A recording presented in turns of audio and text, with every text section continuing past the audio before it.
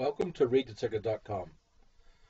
In a recent video I discussed, and it's posted on the blog, silver narrow spread on solid volume, basically stating that the most recent downswing in silver was very tight with decent volume, and it was bullish because the accumulation has been strong over the months ahead. Now, as you may know, silver's broken through support, and you're probably thinking, that's what I've stated is all baloney. You don't really think that that statement mattered. I just want to elaborate on that subject. Here we have our silver chart. It's a monthly chart. Here's our consolidation. The original. We'll use the consolidation pattern here, and just double it down to about. Not too far. Sorry.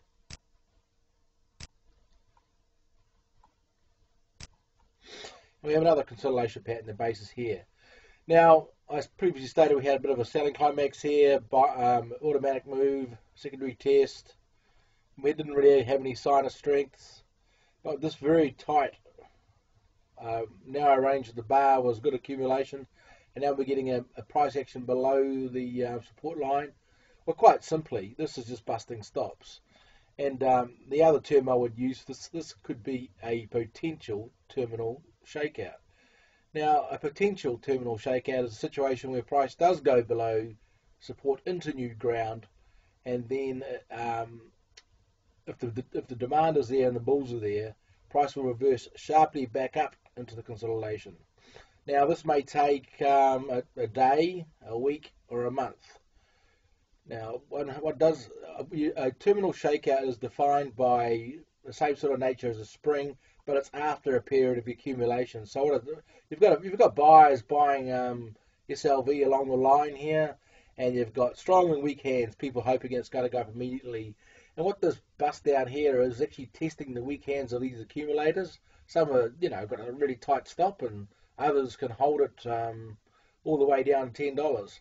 So at the moment, we're actually testing out the weak hands of the SLV to see whether they're ready. We can hold on for probably a spike up. Now, I use the word potential because the potential spring or terminal shakeout has to be confirmed, so it can go down and back up.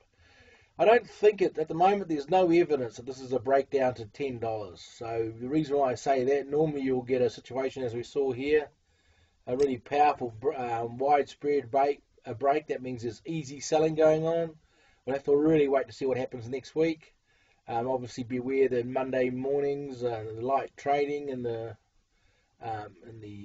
Monday evenings in London. They can manipulate prices down when they know everyone's still in bed. So beware of that. But next week we'll just show whether this here is just a light breakdown to bust stops, or it's really going to expand down and a major move down. But at the moment, I'm having the bias that this is accumulation and this is a potential terminal shakeout. Now, the Wyckoff language, you've heard of terms of climax, secondary tests, signs of weakness, signs of strength, springs, upthrusts. Every one of those statements, every one of those words is always a potential pattern before it's confirmed. For example, a selling climax must be confirmed with a secondary test. A selling climax will be on high volume, and the secondary test will be on less volume, so the supplies come off. An automatic move follows a climax. A test, obviously, is normally testing another phase in the market. A sign of strength, we have a sign of strength normally is followed by, we've got a sign of strength, this pattern here, is normally followed by a last point of supply or a little correction. And we have to take into account how wide the spreads are relative to the volume. And the wider the spread and less volume, the easier the price is moving. So there's a lot of words that should be used in the sense of potential, proven, and sequence. Just using the standard Wyckoff terms is not good enough in the Wyckoff sequence. First, the pattern is a potential pattern, then it's proven, and it must be in the right sequence. So understanding the fact that we have price action below the support line I'm actually very excited, bullish at this stage. I must admit I do have a bit of silver, but I would be watching the next couple of weeks action to see how far it goes. If it doesn't go very far, You know it's on the bullish side, and the accumulators here, the strong hands, are really just testing those folks who've been buying here for long positions and really can't handle a minor breakdown. Now we've got GLD over here, or the gold ETF. Once again, silver is probably a little bit easier to move down. Here we have, once again, we have nice, pretty support. The other thing I like to state with the silver and gold ETF, everybody can see this support line. It's widely broadcast. It's a widely followed commodity, gold and silver.